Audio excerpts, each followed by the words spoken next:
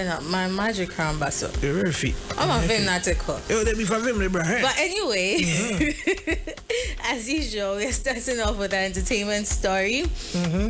And this on Ghana Web. Nana Romeo is talking about the fact that Ghanaian artists, they say more buying too much. More price cost you too much. More price cost you. I say, oh yeah, organizing program. It will ABI UK. I'm wanting them then $000. They in Copason, what you say? I think it's not more yes, sir. In Copason, what you say? So he, according to him, the artist should be able to consider the organizers as well. Because he talked about wanting to organize an event some time ago and spoke to a lady from Kiddies Camp, and then the person wanted to charge about $20,000, excluding feeding, excluding accommodation, all of those things. The manager. No, so according to you guys, they should be able to consider the organizers say amounts are marginal. First of all, a dorsal. Secondly, a dorsal. So you should patronize or outside side. You see, we need to say who at the high sense. We need to understand certain things. You're going for the one. You see, when there's demand for an artist, obviously, and just like in economics or anything, when there's demand for it, obviously the price will shoot up. Kempaluta, and yet amount are not. Yesterday's price is not today's price, and yet no budget because there's demand. And then again, if you tell me you want to fly me to the UK to go perform, how much do I charge here in Ghana? If you are taking me outside, you need to understand that yes, of course, it will cost you because I have a rider. And every artist will give you their rider. Either they are coming with the DJ and then with a manager. Because you don't expect an artist to fly out of Ghana all by himself because you cannot afford. He has a manager. Do you get it? So some of these things, you need to consider all of them before you go into whoever you want to organize. I doubt he went for Kiddy because he wanted to do him a favor. No. Oh, no. Of course, the people there need him. That's how come you as an organizer, you looked out for all the benefits you could get and wanted to use him for that show. I do understand. Some of them, considering our markets, could be outpricing and all that. But don't say the democrat amount for crying said then Nimbusa and a man for said that man for said that mambo shows. Yeah, they don't really patronize. They're trying to promote. They are trying to promote who? Artists in Nobody's Ghana. doing anything for free for anybody. Yes, promoters have a role to play, artists have a role to play. But the point is that men can say, may you favor. You are not doing the artist a favor. He didn't mention any favors though. I mean, he understands. He understands. He understands, but then, as he said, his point is, you should put yourself in the shoes of the organizer. They can't because they are not organizers. Too much. They can't because they are not organizers. It's over 20 catch him too. You 10. Funny face, Chemu. Bomb. Him too. Over 10, now just 5.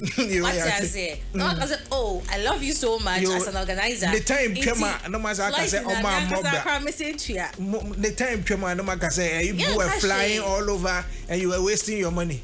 Who's see anything? Kiddie, if they come, charge. The point is that there are certain organizations you need to understand. There are some of them that are NGOs, they want to carry out certain things.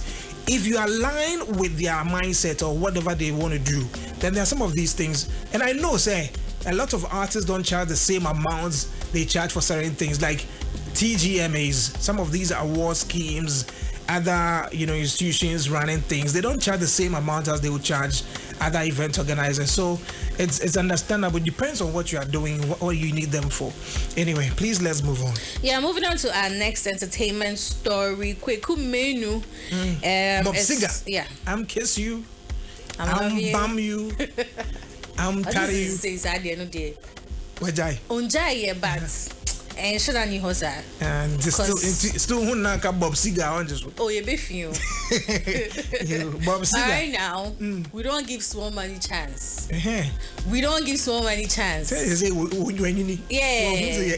You don't give small money chance. Now he's a building contractor. Yes.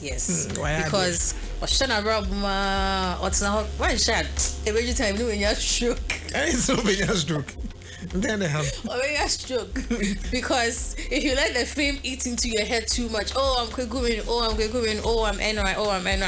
What's the harm of nothing no call. No. The money's not coming again. You start thinking stroke. Stroke will be like a 2. So right now he doesn't give small money. He's doing everything. As long as he's going to give him money, yes, he's going to do it. And then it doesn't have to be change now. We are in the creative, so we are just sticking to the creative. Yeah. And according to him, all the other people in the entertainment industry or the creatives or whatever, you don't wait till a certain point before you start thinking what you could do. You can leverage on your fame and then do something that will put money in your pocket instead of waiting, getting to a point and you're now going to beg for money. And I think there's something we've spoken about over time. Several times. Diversify. If you just want to stick with what you are doing on radio or TV or being an actress or whatever, with just that, trust me, a bad thing. Yeah. So diversify, find other opportunities, and make the best out of them. You could even start a media agency, a media buying agency. You know, then run some of these things for the people in your circle. So like I think right now, I'm about to sell the Indomie. No, Medina. Go business no. Food, food. You just started business. Yeah, I sell food. Internet, my clean my OTGs come home. You don't me. Jai. Anyway, should we wrap it up? Yeah. What is that our final story? Is on our politics. Yesterday, a lot of things happened in Parliament. Our Parliament. Yes, a lot of things happened. I mean, despite everything, all the ministers that went through the vetting have been approved.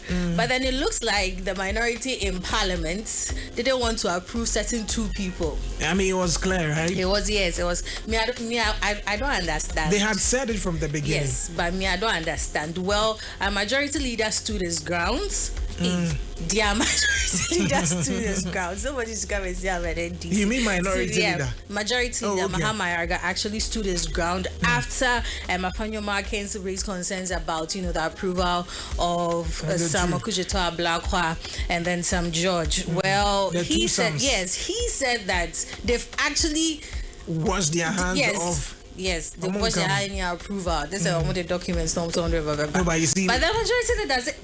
Yeah, meeting you. Yes, I approve it. I think there's a lot of I don't know the word to use. A lot of things happening in Parliament, and there's an eyesore. I don't know why all of a sudden that aggression, that giddy in Parliament, and I don't know what it is people want to achieve with that. Certain words that are being used. Listen, if you hear, and Afenyo Markins, for instance. Yesterday, I heard him. I listened to him on the floor of Parliament speak and talk about the fact that they were going to subject those 2 individuals to a secret ballot, and then later on they say that they are no longer going to do that and that they are washing their hands of it. But I'm wondering if they were going to subject the 2 Psalms to a secret ballot. Did they think that they were going to lose? Were they going to lose in the secret ballot? I was thinking about how. And then again. Even when he said that they were going to subject them to a secret ballot, do you know how many MPs were in Parliament? They were not even up to 30. We were 88. In Parliament, around 30 something or 30. In the secret ballot now, he thinks the NDC for I think someone said that he has forgotten that they are in the I think he's yet to adapt. Now. He's yet to adapt, like accept his position. It will take a long time. The transition will be difficult, but I'm sure everything will be okay. But something happened in Parliament that I want to address, and that was unfortunate. I mean, people have shared their opinions. I've shared mine as well. And I've seen people try to counter it with something. I would address that. But listen to this. This is what happened on the floor of Parliament when Afenyo Markins was speaking. And this was by Abu Jinapo, the former Minister for Lands. Listen to this.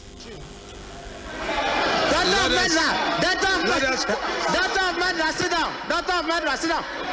It's me. That's evidence on Papa Kunipa. Doctor of Medra, sit down. Doctor of Medra, sit down. It's me. That's evidence. Papa Kunipa. You know, and this actually happened in Parliament, like on the floor of Parliament. This is somebody who was a minister of lands, and you know, he had not been invited to speak. You know, in Parliament, you need to catch the eye of the speaker for him to call you. He had the minority leader on the floor of Parliament addressing an issue, and he have a former minister turn on his mic and speak into the mic. And you know, whatever goes into the mic is recorded in the parliamentary hazard. I don't know if they are going to strike that out, but in there you have this man saying, "Daughter of a Medra, sit down. Daughter of a Medra, sit down." Now, say evidence was any Papa Kunipa, and he is addressing Dr. Zenato Rollins, a member of Parliament as well. And this, I feel, should be condemned in no uncertain terms. But I find people, right-thinking members of society, and I say this with all the emphasis being mine, right-thinking members of society, equalizing it and justifying it, because some time back, you had the then minority, that's the NDC, also have placards in Parliament describing the member of Parliament, the former member of Parliament for Ayawasu West Wogon, Ma Lydia, as a bloody widow. Now you see where my concern is. We are becoming too hypocritical. The point is that because it happened then, we feel it is okay for it to happen now. We are turning our Parliament, gradually turning our Parliament into a, let me borrow Donald Trump's words, and apologies, all apologies for this I'm going to say. We are gradually turning Parliament into a shithole. That's what we are doing. YFM.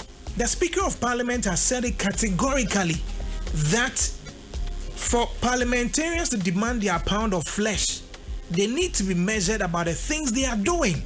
But look at what is happening in Parliament. And I'm happy that of late we get to see some of these things stream live on Facebook. Parliamentary proceedings are streaming live on Facebook. So we see what our parliamentarians are doing there. The taxpayers' money, that's what they are doing there. Some of the unnecessary gimmicks, unnecessary back and forth, unnecessary talks, all the abuses, and in the House of Parliament, you find people doing this. Daughter of a Medra, sit down. I mean, are we serious as a country? It will never be right that somebody addressed the former member of Parliament for West Wogon as a bloody murderer. It is wrong. It has to be condemned. And I'm pretty sure it was condemned. But why should we confirm now that somebody has said this and you have people, right-thinking members of society, endorsing it and saying it is okay? Like, are we crazy? What kind of people are we becoming? I don't get it. What kind of people are we becoming? Parliament. Anyway, they say that people in Parliament are no different from us. So gradually, we are beginning to accept that anything can go to Parliament, anything can be said in Parliament. You see, somebody out of Parliament says something and they want to drag him to the parliamentary, the privileges committee because you need to respect us. But then they forget the people who vote for them. If you go there and keep doing these things, you expect the people to respect you. You expect the people to respect you. And I don't know why we can't, as a country, be certain, condemn what is wrong and applaud what is right. But because of our our colorization, everything is looked at from the political lens. Once it's coming from the MPP and I'm NDC, it is wrong. Once it's coming from the NDC and MPP, it is wrong. Sebi ya dreno, ya yende day. Ya dinchine guhunti ya sokino, like we can't think again. Anyway, nyankopon enkwane no kwafo. May God be truth and all men liars. Miss Blessing though. Yeah. I didn't answer why you and I said they make only help you. And I also have a parliamentary yeah, the ever call you home. I really want to apologize for that. I really want to comment. I didn't want to comment on Privileges that. Committee. Yeah. I have no comment. You have a comment. I don't have any comment. Comment. You don't have a comment saying. I don't have any comments. Usro. Means Joe, but I really don't know what to say. Name on your mouth. No, because It's your time for baby. No, because I mean, certain events has happened over, few weeks that the vetting started. We've talked about throwing chairs, all of those things, pulling tables, destroying at this stuff. Point, Can you make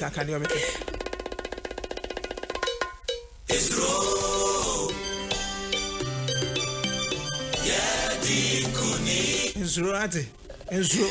I'm not scared. I just have nothing to say. My breath. I'm complaining. I'm tired. No, but it's crazy. It's crazy. If suspend you put to, you say it's being political, ain't it? Charlie. Anyway, he's trying to. Well. Anyway. Good morning to my brother Eben. He says, blessing eater. And in heaven, we will all wear jalabia, so no one will see your stomach. Thank you. Thank you. Thank you. We are not catching with anyway, just leave Afenyo. His caucus wasn't even with him in post. Still unconscious Afenyo. Oh, Charlie. Anyway, please let's wrap it up. Yeah, that's it for our daily trends today. But for the ladies, I keep